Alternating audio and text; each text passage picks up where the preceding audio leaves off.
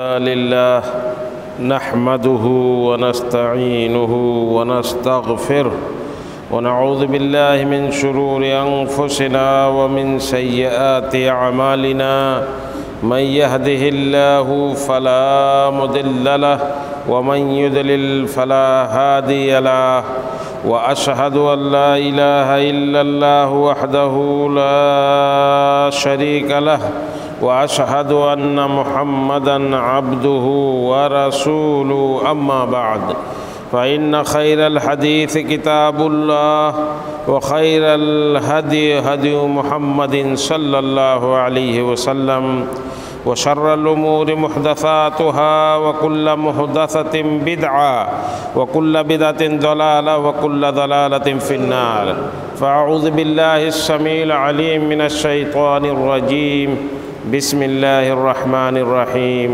يا أيها الذين آمنوا اتقوا الله حق تقاته ولا تموتن إلا وأنتم مسلمون يا أيها الناس اتقوا ربكم الذي خلقكم من نفس واحدة وخلق منها زوجها وبث منهما رجالا كثيرا ونساء واتقوا الله الذي تساءلون به والأرحام إن الله كان عليكم رقيبا يا أيها الذين آمنوا اتقوا الله وقولوا قولا سديدا يصلح لكم أعمالكم ويغفر لكم ذنوبكم ومن يطع الله ورسوله فقد فاز فوزا عظيما وقال تعالى في موضع آخر ومن آياته أن خلق لكم من أنفسكم أزواجا لتسكنوا إليها وجعل بينكم مودة ورحمة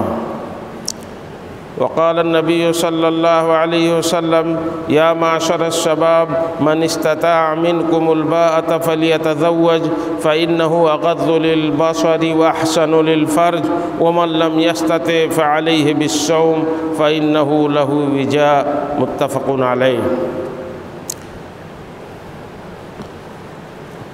حاضرین جمعہ، بزرگان دین، نوجوان ملت،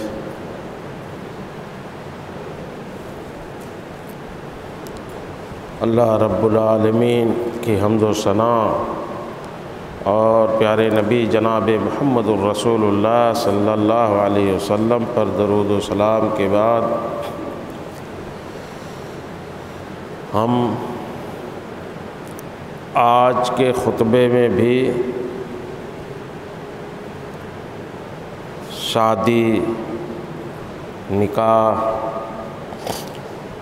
اور اس سے متعلق اہم مقاصد اور چیزوں کو جانیں گے۔ گزشتہ خطبے میں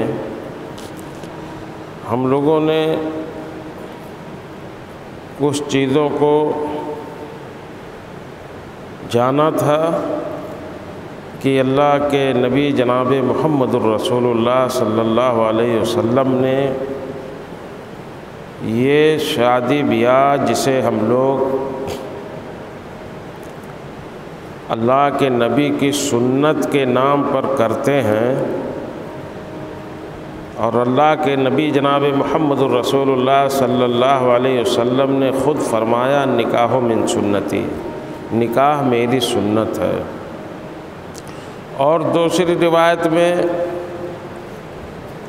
ان تین لوگوں کو جواب دیتے ہوئے جو اللہ کے نبی صلی اللہ علیہ وسلم کے گھر آئے تھے، امہات المومنین سے آپ کی عبادت کے بارے میں پوچھ رہے تھے۔ جب انہیں بتایا گیا تو الگ الگ لوگوں نے تینوں میں سے اپنے اوپر ایک طرح سے یہ لازم کر لیا تھا۔ ان میں سے ایک وہ شخص بھی تھے، وہ صحابی بھی تھے، اور جنہوں نے کہا تھا کہ ہم شادی نہیں کریں گے۔ تو اللہ کے نبی صلی اللہ علیہ وسلم نے انہیں جواب دیتے ہوئے یہ فرمایا تھا کہ شادی میں کرتا ہوں، انا اتزوج النساء، میں شادی کرتا ہوں، اور مجھ سے زیادہ روئے زمین پر اللہ سے کوئی ڈرنے والا، خوف کھانے والا، متقی نہیں ہے۔ تو فمن رغب عن سنتی فلیس منی، میری سنت سے جو اعراض کرے گا، یہ نکاح، یہ شادی کرنا، یہ میری سنت ہے، جو اس سے اعراض کرے گا وہ میرے طریقے پر نہیں ہے۔ تو پتہ یہ چلا کہ اللہ کے نبی کی یہ سنت ہے، اور سنت کے طریقے پر ہی کرنا چاہیے۔ اس ضمن میں ہم لوگوں نے جانا تھا کہ کیسے خرافات ہم لوگوں کے بیچ میں آ گئے۔ اللہ کے نبی نے فرمایا تھا کہ دیندار لڑکی سے شادی کرو۔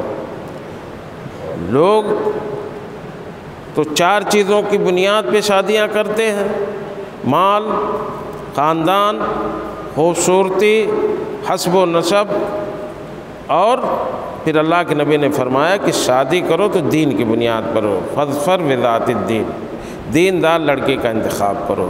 دیکھیے، جب ہم لوگ اپنے گھر میں ایک بہو لانا چاہتے ہیں، اپنے بیٹے کے لیے ایک بیوی لانا چاہتے ہیں، تو بھٹکے نہ۔ شریعت نے اسی لیے نشاندہی کی ہے، اللہ کے حبیب نے فرمایا کہ فاظفر بذات الدین، دیندار لڑکی سے شادی کرو، شادیاں کر کے کامیاب ہو جاؤ، گھروں کا سکون پاؤ گے۔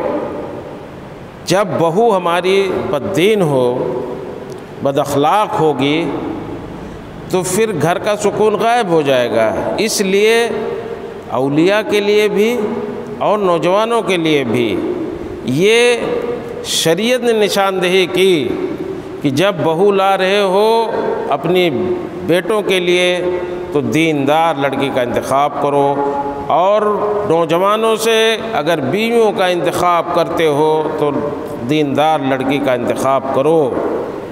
اگر ایسا نہیں کرو گے تو پھر گھر آپ کا بے سکونی کا گہوارہ بن جائے گا، سکون اس میں نہیں ملے گا آپ کو۔ مال، حسب و نسب اور خوبصورتی، یہ چیزیں کام نہیں آئیں گی، آپ کا گھر برباد ہو جائے گا۔ اور اگر دین کے ساتھ ساتھ یہ تینوں چیزیں جو اور ہیں وہ بھی ساتھ میں ہو جائیں تو یہ اللہ کا فضل ہے، تب تو نور علی نور ہے۔ اللہ جس کو چاہتا ہے اپنا فضل عطا کرتا ہے، لیکن دینداری پر ہم لوگ جو ہے فوکس کریں، دیندار لڑکیوں کا انتخاب کریں۔ یہ پہلی چیز ہوئی تھی۔ دوسری چیز یہ کہ سادگی کے ساتھ شادیاں کریں۔ نکاح برکت کے حساب سے وہی اچھی ہے، بڑی ہے، جو خرچے کے حساب سے کم ہو۔ جب نکاح یہ نکاح اللہ کے نبی کی سنت ٹھہری تو اسے سادگی سے کرنا چاہیے، لیکن ایسا ہوتا نہیں ہے۔ ہم لوگوں نے فضول خرچی میں ریکارڈ بنا لیا ہے، اور سنت کہتے ہوئے بھی شروعات ہی اس کی بڑی گڑبڑ طریقے سے ہوتی ہے۔ شروعات جو کرتے ہیں ہم لوگ، مثلا ایک کارڈ آپ نے چھپوایا شادی کے لیے، تو اسی میں فضول خرچی جھلکتی ہے۔ وہیں جو ہے آپ نے نبی کی سنت کو ٹھوکر مار دیا۔ اللہ کے نبی نے جس کو سنت کہا، آپ نے پہلا قدم جب اٹھایا اور آپ نے جب کارڈ چھپوایا، 100، 200، 400، 500 کا کارڈ ہم اور آپ چھپواتے ہیں اپنے بچوں کی شادیوں میں، وہیں آپ نے سنت کا جنازہ نکال دیا۔ نبی کی سنت یہ نہیں ہے فضول خرچی کرو۔ قرآن کہتا ہے ان المبذرین کانوا اخوان الشیاطین، فضول خرچی کرنے والے تو شیطانوں کے بھائی ہیں، شیطانی زمرے کے لوگ ہیں۔ اس زمرے میں ہم لوگ شامل ہو جاتے ہیں شروع میں، اور سنت کا ڈھڈورا پیٹتے ہیں۔ اور بڑے مزے کی بات یہ ہے کہ کسی بھی کارڈ پر ایسا نہیں ہوگا جو یاد دہانی نہ کی جاتی ہو، کرائی جاتی ہو، موٹے حرفوں میں لکھا ہوتا ہے النکاح من سنتی، اسی کارڈ پہ لکھا ہوتا ہے کہ یہ نکاح میری سنت ہے، یعنی نبی کی یہ حدیث ہے۔ آپ نے اس کو تو لکھوا دیا اس پہ، لیکن کارڈ آپ کا کتنا مہنگا ہے، آپ نے کبھی غور کیا اس پہ؟ پھر کیا مطلب ہے؟ حدیث کے اس ٹکڑے کو لکھنے کا کہ النکاح من سنتی، نکاح میری سنت ہے، آپ نے تو اس کی مخالفت وہیں کر دی۔ تو ان سب چیزوں پر اس موسم میں جو شادی بیاہ کا یہ موسم ہے، اس پہ غور کرنے کی ضرورت ہے۔ ہم لوگ اس پہ غور نہیں کرتے، قطعاً غور نہیں کرتے۔ وہیں شروعات ہی سے جب کارڈ چھپتا ہے وہیں سے فضول خرچی شروع ہو جاتی ہے، تو کہاں سادگی رہی شادیوں میں؟ یہ سب چیزیں غور کرنے کی ہیں۔ اسی طرح سے اللہ کے نبی جناب محمد الرسول اللہ صلی اللہ علیہ وسلم نے اس کی اہمیت کو واضح کرتے ہوئے یہ فرمایا۔ عبداللہ ابن مسعود رضی اللہ تعالیٰ عنہ کی روایت ہے، فرماتے ہیں کہ ہم لوگ اللہ کے نبی صلی اللہ علیہ وسلم کے ساتھ ہوتے تھے، لیکن ہم لوگوں کے پاس مال نہیں ہوتا تھا، ہم لوگ وہ مال و متاع کے مالک نہیں تھے کہ ہم نکاح کر سکیں۔ تب اللہ کے نبی صلی اللہ علیہ وسلم نے فرمایا یا معاشر الشباب من استطاع منکم الباءۃ فلیتزوج، اے نوجوانوں کی جماعت، جو تم لوگوں میں سے طاقت جس کے پاس ہو وہ چاہیے کہ وہ شادی کر ہی لے۔ اور اللہ کے نبی صلی اللہ علیہ وسلم نے فرمایا من لم یستطع، جو نہ طاقت رکھے تو اسے چاہیے کہ وہ روزہ رکھے۔ اللہ کے نبی نے فرمایا کہ جو طاقت رکھے، اب طاقت میں جسمانی طاقت بھی اور مالی طاقت بھی شامل ہے۔ تو اللہ کے نبی نے فرمایا کہ جسمانی طاقت ہے جس کے پاس اور مالی طاقت نہیں ہے، تو اگر وہ شادی کر لیتا ہے تو فائدہ اللہ کے نبی صلی اللہ علیہ وسلم نے فرمایا کہ فَإِنَّهُ أَغَضُّ لِلْبَصَرِ، اس کی نگاہ نیچی ہو جائے گی، وَأَحْسَنُ لِلْفَرْجِ، اس کی شرمگاہ جو ہے محفوظ ہو جائے گی۔ اللہ کے نبی صلی اللہ علیہ وسلم کی حدیث ہے کہ آنکھ بھی جو ہے یہ زنا کرتی ہے، اور اس کا زنا کیا ہے؟ دیکھنا۔ اور ہاتھ بھی زنا کرتا ہے، اس کا زنا کیا ہے؟ چھونا۔ پیر بھی زنا کرتا ہے، اس کا زنا یہ ہے چلنا۔ اس فاحشہ کے لیے، اس برائی کے لیے جب پیر چلے تو سمجھو کہ پیر زنا کر رہا ہے۔ اور اللہ کے نبی نے فرمایا کہ لیکن یہ فرج جو شرمگاہ ہے یصدقہ و یکذب، اس کی تصدیق کرتا ہے، لیکن شروعات زنا کی یہاں سے ہوتی ہے، کان سے، آنکھ سے، کان سے۔ جب آپ اس کی باتیں زنا کی سنتے ہیں نا، وہ کان کا زنا ہوا۔ تو کان، آنکھ، ہاتھ، پیر کا زنا جو ہوتا ہے، اسی کی تصدیق جو ہے فرج، شرمگاہ کرتا ہے۔ تو اللہ کے نبی نے فرمایا کہ وہ اور جب روزہ رکھے گا تو جب شادی کر لے گا تو نگاہ تو نیچی ہوگی، ساتھ ساتھ اس کی شرمگاہ بھی جو ہے محفوظ ہو جائے گی، وہ بچ جائے گا گناہ سے۔ لیکن اللہ کے نبی نے فرمایا کہ اگر طاقت نہ رکھے، جسمانی طاقت تو ہے لیکن مال دولت نہیں ہے، شادی نہیں کر سکتا، نان نفقہ نہیں دے سکتا، یہ فضول خرچی کی بات میں نہیں کرتا ہوں شادیوں کی، اللہ کے نبی نے اس کو سوچا بھی نہیں تھا کہ اتنی بگاڑ آئے گی امت میں کہ لوگ لاکھوں لاکھ روپے شادیوں پہ خرچ کریں گے۔ اللہ کے نبی نے نان نفقے کی بات کی تھی، مہر کی بات کی تھی کہ جو مہر نہ دے سکے، نان نفقے کی طاقت نہ رکھ سکے، اسے چاہیے کہ وہ روزہ رکھے، فَإِنَّهُ لَهُ وِجَاء، تو روزہ اس کے خواہشات نفسانی کو توڑ دے گا، اس کی جو خواہش اٹھے گی اس پر وہ روک لگائے گا، اس کی خواہشیں جو ہے تھمی رہیں گی، روزے کی وجہ سے ابھر نہیں پائیں گی، ٹوٹ جائیں گی۔ تو اللہ کے نبی صلی اللہ علیہ وسلم نے علاج بھی بتایا۔ اسی طرح سے شادی بیاہ کے موقع پر ہم لوگوں کے اندر غلط رسم و رواج پائے جاتے ہیں، ان ساری چیزوں کا ازالہ کرنا بہت ضروری ہے۔ فضول خرچی میں نے کہا، دین سے دوری، نکاح جو سنت ہوئی اللہ کے نبی صلی اللہ علیہ وسلم کی، اس سنت سے روگردانی۔ میں نے شروع میں کہا کہ جب کارڈ چھپواتے ہیں اس پہ نکاح من سنتی آپ نے لکھا، اور وہیں آپ نے لات مار دیا سنت کو۔ وہ کارڈ آپ کا اتنا مہنگا ہے، کہاں سے آپ کو یہ آئیڈیا ملا اور کہاں سے اجازت ملی شریعت سے کہ آپ اتنے مہنگے کارڈ چھپوائیں، فضول خرچی کریں؟ تو نکاح من سنتی لکھواتے تو ہیں کارڈ پہ، کوئی کارڈ ایسا نہیں ہوگا جس پہ یہ نہ لکھا جاتا ہو، اور وہیں اس کی پامالی ہوتی ہے، وہیں اس سے جو ہے روگردانی کرتا ہے مسلمان۔ اس کی شادیاں کتنی بابرکت ہوں گی بتائیے، وہ سوچ نہیں پاتا ہے۔ شادیوں کے نام پر بیجا رسومات میں سے بہت ساری چیزیں ہیں. مثلا ہمارے گھروں کے ماحول کو درست کرنے کی بڑی اشد ضرورت ہے.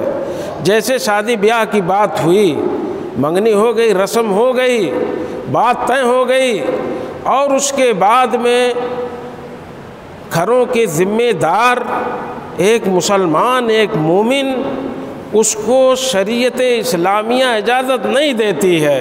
اللہ کے نبی نے دو ٹوک انداز میں کہا، الا کلکم راعٍ وکلکم مسئول عن رعیتہ، کہ تم میں سے ہر شخص اپنے گھر کا ذمہ دار ہے، اسی طرح سے جیسے بکریوں کا چرواہا راعی اس سے بکریوں کے بارے میں بکریوں کا ذمہ دار ہوتا ہے، ویسے ہر گھر کا جو ہے ولی، ہر گھر کا ذمہ دار اپنے گھر کے بارے میں ذمہ دار، اس سے اس کے گھر کے بارے میں، اس کے اہل و عیال کے بارے میں، اس کی بیٹیوں بہنوں کے بارے میں سوال کیا جائے گا.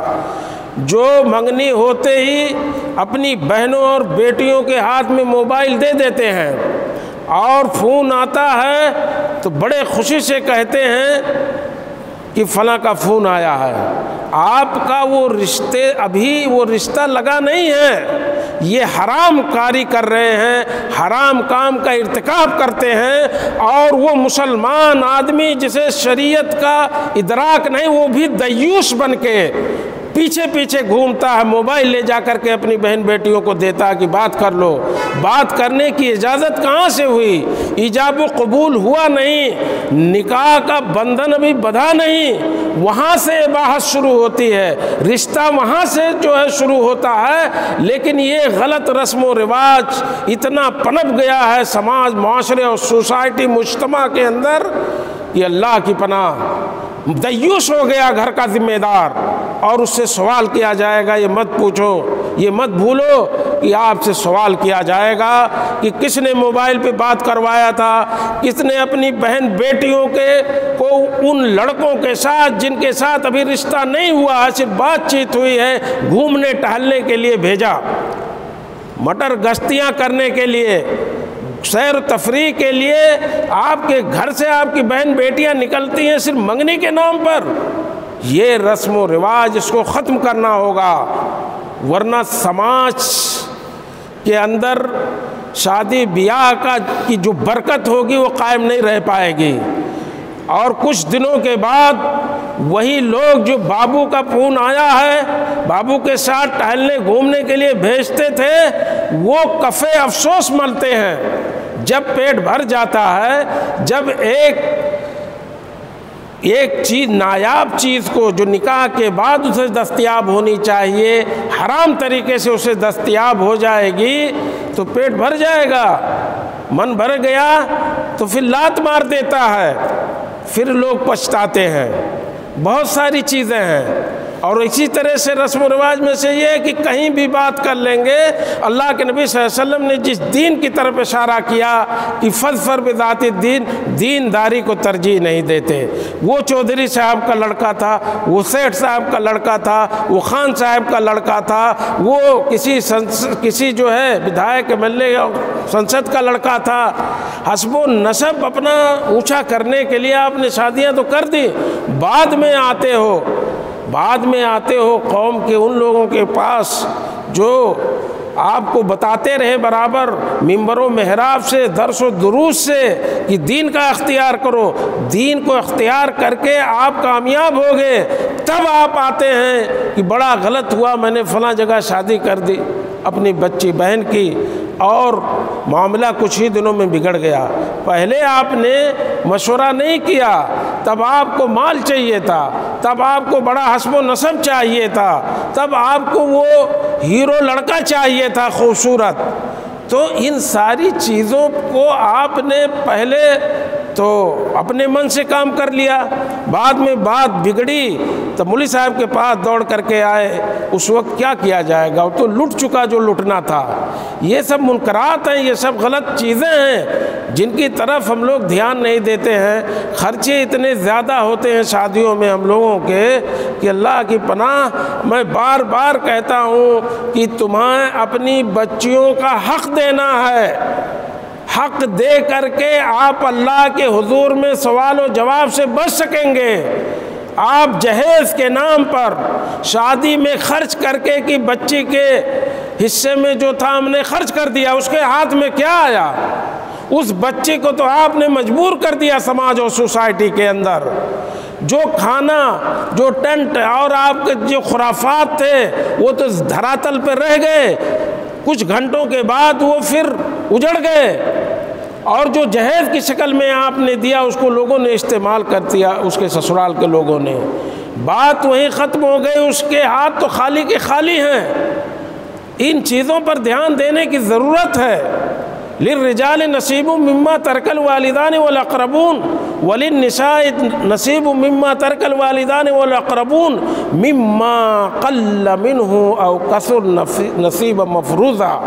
قرآن کہتا ہے تھوڑا ہو یا زیادہ ہو، یہ ضروری نہیں کہ بہت زیادہ ہو تو کم ہے، تھوڑا بھی ہو، اس میں بھی آپ ان عورتوں کا، اپنی بہن بیٹیوں کا، ان کا حصہ لگائیں، کیونکہ قرآن نے حصہ لگایا ہے کہ للرجال نصیب مما ترک الوالدان وللنساء نصیب مما ترک الوالدان والاقربون۔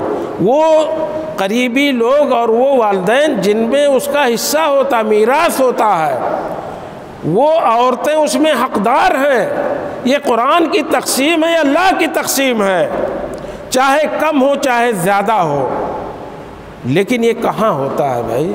یہ خرافات ہی تو ہے، منکر تو ہے شادی بیاہ کے نام پر کہ آپ نے جہیز دے دیا، آپ نے شادی میں لاکھوں لاکھ خرچ کر دیا، اور آپ نے سوچا کہ بچی کے حق سے ہم جو ہے بری ذمہ ہو گئے، نہیں ہوئے۔ یہ خرافات، یہ منکر چیز آپ نے کیا۔ آپ کو شریعت کے روح سے آپ کو اسے حصہ دینا ہوگا، تبھی ہماری بچیاں، ہماری بہنیں اپنے گھروں میں جا کر کے مضبوطی کے ساتھ رہ سکیں گی، وہ جائیداد کی مالکن ہوں گی، ان کے ہاتھ خالی نہیں ہوں گے، وہ مجبور نہیں ہوں گی، کوئی بھی انہیں کچھ سنا دے، کوئی بھی انہیں ستائے اور ماری ماری وہ اپنے سسرال میں پھریں، وہ بچیاں مجبور نہیں ہوں گی۔ مجبور کرنے والے ان کے بھائی اور باپ ہیں۔ یہ گناہ کا ارتکاب ان ذمہ داروں نے کیا ہے، جس کی سزا وہ بہن بیٹی بھگت رہی ہوتی ہے اپنی سسرال میں۔ سب کان کھول کر کے سن لیں کہ وہ جہیز اور وہ خرچہ جو آپ نے شادی پر کیا اور یہ سمجھ بیٹھے کہ اس کا اتنا حصہ ہوتا ہوگا اور ہم نے اس کو تو اس کی شادی میں خرچ کر دیا، اس سے آپ سوال سے نہیں بچیں گے۔ روز قیامت آپ سے اللہ کے حضور میں سوال ہوگا کہ آپ نے بچیوں کو کیوں نہیں حصہ دیا۔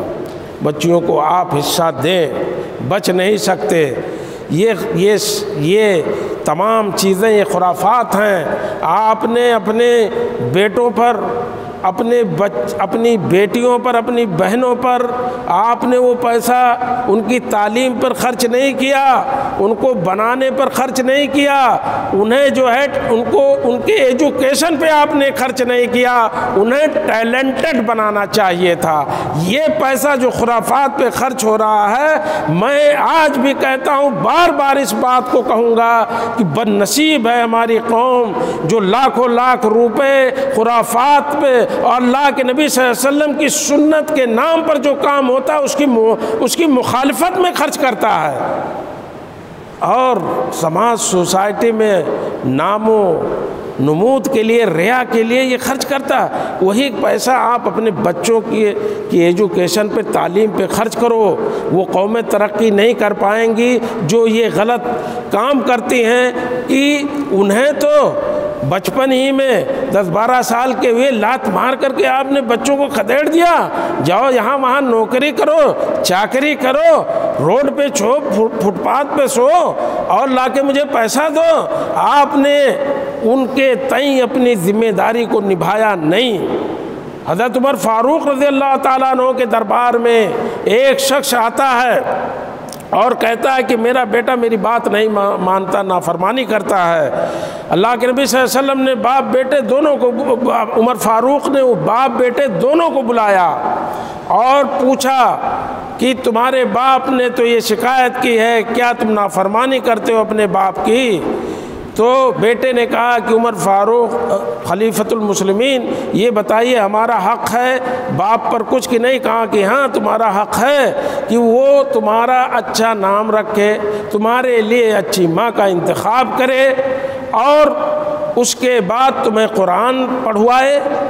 تو بیٹے نے کہا کہ امیر المومنین جن چیزوں کا آپ نے ذکر کیا ذمہ داریوں کا، اس میں سے میرے باپ نے تو کچھ نہیں کیا، اس نے ایک لونڈی مجوسی اس سے شادی کر لیا، وسمانی جول، میرا نام گبڑورا رکھ دیا۔ جول عربی میں کہتے ہیں گبڑورے کو جو گوبر کے اندر رہتا ہے، اس نے میرا نام وہ رکھ دیا۔ وما علمنی حرف من القرآن، اس نے تو مجھے قرآن کا ایک حرف بھی نہیں سکھوایا، پڑھوایا ہی نہیں۔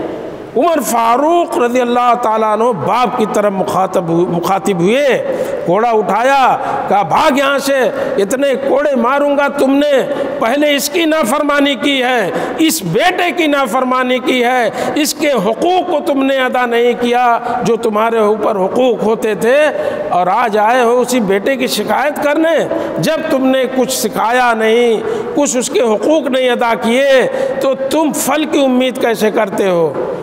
دوڑایا لے کر کے کوڑا۔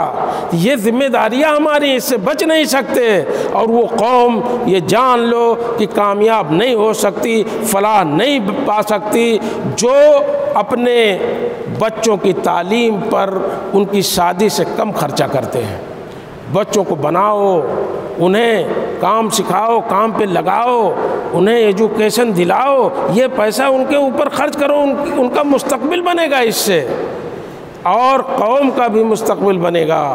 امت کچھ سالوں کے اندر وہ منزلیں طے کرے گی جس کا ہم اور آپ تصور نہیں کر سکتے، لیکن خرافات میں پھنسے ہیں تو پھنسے رہو، خرافات سے بھلا ہونے والا نہیں ہے، برا ہوگا، ذلت و رسوائی ہمارا مقدر بنے گی۔ اور ایک اہم بات کہہ کے خطبے کو ختم کرنا ہے، ہمارے یہاں بچیوں کے نام پر اگر بچیاں پیدا ہو جائیں تو پیشانی پر بل آ جاتے ہیں۔ اسی چیز کو قرآن مجید نے دور جاہلیت کا نقشہ کھینچتے ہوئے یوں فرمایا ہے، وَإِذَا بُشِّرَ أَحَدُهُمْ بِالْأُنثَىٰ ظَلَّ وَجْهُهُ مُسْوَدًّا وَهُوَ كَظِيمٌ، کہ جب کسی کو اس دور جاہلیت میں لڑکی ہونے کی خوشخبری دی جاتی تھی کہ تمہارے یہاں لڑکی پیدا ہوئی ہے، تو اس کا چہرہ کالا پڑ جاتا تھا، وہ قدیم، اور وہ غم کے اور غصے کا گھونٹ پیتا تھا، اندر اندر وہ جل بھن جاتا تھا، وہ قدیم۔ قرآن کہتا ہے یتوارا من القوم من سوء ما بشر بہ، وہ قوم سے اور لوگوں سے چھپتا پھرتا تھا۔ کیوں؟ اس لیے کہ جو اسے بشارت خوشخبری دی گئی تھی کہ گھر میں بچی پیدا ہوئی ہے، لوگوں کا مواجہہ نہیں کر پاتا تھا، لوگوں کے سامنے نہیں آتا، چھپتا پھرتا تھا۔ أَيُمْسِكُهُ عَلَىٰ هَوْنٍ أَمْ يَدُسُّهُ فِي التُّرَابِ، اب وہ فیصلہ نہیں کر پاتا تھا کہ کیا اس ذلت و رسوائی، اسے ذلت و رسوائی سمجھتا تھا بیٹی کی پیدائش کو، اس ذلت و رسوائی پر اس بچی کو روکے رکھے یا اسے زمین میں زندہ گاڑ دے۔ زندہ بچیوں کو گاڑ دیا جاتا تھا دور جاہلیت میں، قرآن نے اس کا نقشہ کھینچا ہے۔ أَلَا سَاءَ مَا يَحْكُمُونَ، قرآن کہتا ہے کہ بڑا غلط فیصلہ وہ لوگ کرتے تھے، بہت غلط فیصلہ کرتے تھے۔ اللہ کے نبی جناب محمد رسول اللہ صلی اللہ علیہ وسلم کو سورہ صافات میں اللہ رب العالمین نے خطاب کرتے ہوئے فرمایا کہ ان سے پوچھو أَلِرَبِّكَ بَنَاتُ وَلَهُمُ الْبَنُونَ، وہ جاہلیت کے لوگ، وہ کفار، وہ کافر لوگ، وہ کہتے ہیں کہ اللہ کے لیے تو بیٹیاں ہیں اور ہمارے پاس بیٹے ہیں۔ وہ ملائکہ کو، اللہ کے فرشتوں کو اللہ کی بیٹیاں کہتے تھے دور جاہلیت میں۔ تو اللہ کے نبی نے فرمایا کہ ان سے پوچھ کر کے دیکھو کہ کیا ان کے لیے بیٹے ہیں اور میرے لیے بیٹیاں ہیں؟ میرے لیے بیٹیوں کا انتخاب جو کرتے ہیں وہ چھپ چھپ کر کے اپنی بیٹیوں کی خوشخبری پانے کے پاس کیوں جو ہے چھپ چھپ کر کے رہتے ہیں؟ قوم اور سماج، سوسائٹی اور لوگوں میں منہ نہیں دکھا پاتے، یہ سوچتے ہیں کہ کیا اس کو باقی رکھیں بیٹی کو یا زندہ درگور کر دیں۔ اللہ نے آگے یہ فرمایا ام خلقنا الملائکہ اہم شاہدون، کہا کہ جب ہم نے پیدا کیا ان کو، فرشتوں کو، بیٹیاں کہ ہماری بیٹیاں ہیں، کیا وہ لوگ گواہ تھے؟ اس کے گواہ تھے اس وقت؟ فرشتوں کو ہماری بیٹیاں کہنے والے، اولاد کی نسبت اس ذات کی طرف کرنے والے جو کہتا ہے لم یلد ولم یولد، نہ وہ پیدا کیا گیا ہے نہ اس سے کوئی ہے اولاد، تو کہتے تھے کہ یہ ملائکہ تو ان کی بچی، تو بچیوں کے تئیں اس قدر جو ہے یہ جاہلیت کا دور تھا اور یہ جاہلی کام تھا۔ آج اگر کسی کے من میں اور سماج میں بہت سارے لوگوں کے اندر یہ باتیں ہیں کہ عقیقہ کرنے کی بات، بچی ہوئی بڑا سہم کر کے، بہت ارے نعمت ہے، وہ کس طرح سے نعمت ہے، سہم کر کے کرتے ہیں کہ بول صاحب بٹا دیں گے، بچی ہوئی ہے، بیٹا ہوتا تو سوچتے بیٹے میں کون سا سرخاب کا پر لگا ہے۔ کیا آپ نے کبھی غور کیا کہ وہ جاہلی چیز، وہ جاہلیت اور وہ اخلاق جو دور جاہلیت میں لوگوں میں پایا جاتا تھا، قریش میں اور عرب والوں میں، وہ آپ میں تو بھی نہیں پایا جاتا ہے؟ کیوں اس طرح سے سہمے ہو، ڈرے ہو بچیوں کی جو ہے ولادت سے؟ اللہ کے نبی صلی اللہ علیہ وسلم کی حدیث سنیے، صحیح مسلم کی حدیث ہے، اللہ کے نبی صلی اللہ علیہ وسلم نے فرمایا کہ جس شخص نے من علی جاریتین ثم بلغا، اللہ کے نبی نے فرمایا کہ جس نے 2 لڑکیوں کی پرورش کی پھر وہ بالغ ہو گئیں تو وہ آئے گا، وہ جا یوم القیامہ انا وہو کہاتین، اللہ کے نبی صلی اللہ علیہ وسلم نے فرمایا کہ وہ میرے ساتھ چلے گا قیامت کے دن، اور دونوں انگلیوں کی مشابہت اللہ کے نبی صلی اللہ علیہ وسلم نے ایسے دیا کہ اس طرح سے ہم دونوں ہوں گے۔ جن 2 بچیوں کی پرورش و پرداخت اس نے کی اور اس کے بعد میں وہ بالغ ہو گئے، ان کی شادی بیاہ کر دیا، اس کے من میں کچھ آیا نہیں ان کے تئیں، تو قیامت کے دن ہم اور دونوں ایسے ہوں گے۔ دوسری ابو داؤد کی حدیث میں اللہ کے نبی صلی اللہ علیہ وسلم نے فرمایا کہ جس شخص کے پاس بچیاں ہوں، جن کے پاس بچیاں ہوں، پھر ان بچیوں کو وہ ذلیل نہ کرے اور ان بچیوں پر اپنے بیٹوں کو، جو مرد ہیں، بچے ہیں، بیٹے ہیں، ان کو جو ہے ترجیح نہ دے، نہ انہیں ذلیل کرے، نہ انہیں جو ہے اپنے بیٹوں کو اپنی بیٹیوں پر ترجیح دیا۔ وَهُوَ فِي الْجَنَّةِ أَدْخَلَهُ اللَّهُ فِي الْجَنَّةِ، اللہ کے نبی نے فرمایا کہ اسے اللہ رب العالمین جنت میں داخل کرے گا۔ جس نے بچیوں کی جو ہے پرورش کی، صحیح طریقے سے اچھا سلوک کیا ان کے ساتھ، انہیں کبھی ذلیل نہیں کیا، بچی ہونے کا احساس نہیں دلایا، اور بیٹوں کو بیٹیوں پر ترجیح نہیں دیا، اللہ کے نبی نے فرمایا کہ اللہ تعالیٰ اسے جنت میں داخل کرے گا۔ اب سوچئے اس سے بڑی بشارت کوئی اور بشارت ہو سکتی ہے؟ قوم کے غیور لوگوں کو اٹھنا چاہیے۔ یہ جاہلی رسم و رواج جو ہمارے بیچ میں پایا جاتا ہے، وہ جو جاہلیت کی وہ صفت تھی، وہ جاہلی لوگوں کا شیوا تھا۔ اسلام میں آنے کے بعد، مسلمان ہونے کے بعد اگر یہ ہمارا آج بھی شیوا ہے تو ہم اور آپ اپنے ایمان کا جائزہ لیں۔ اللہ رب العالمین سے دعا ہے کہ الہ العالمین ہم تمام لوگوں کو ایمان والا بنائے۔ الہ العالمین ہم تمام مسلمانوں کو اسلام کے مطابق، دین کے مطابق اپنی شادیوں کو کرنے، شادی بیاہ کے رسومات اور جو منکر چیزیں ہیں انہیں ختم کرنے اور دین اپنانے کی توفیق و طاقت عطا فرمائے۔ وآخر دعوانا الحمدللہ رب العالمین وصلی اللہ علی نبینا محمد۔ بارک اللہ لی ولکم فی القرآن العظیم ونفعنی وإیاکم بالآیات والذکر الحکیم، انہ تعالی جواد کریم الملک البر الرؤوف الرحیم۔